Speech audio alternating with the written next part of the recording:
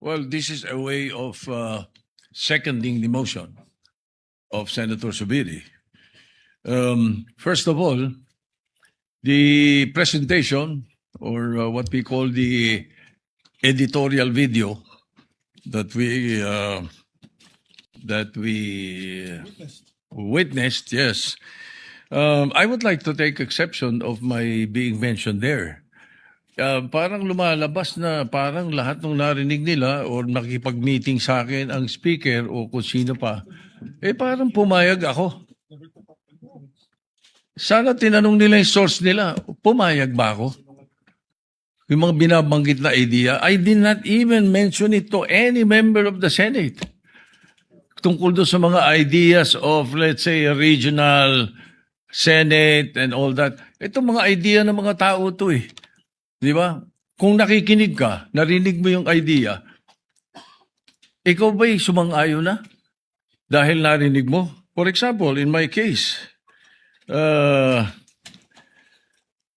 I have never been in favor of charter change. Never.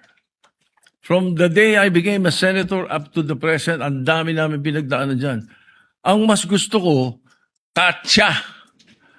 C-H-A, not charter change. Ang kailangan natin, CHA, character change. That is what we need.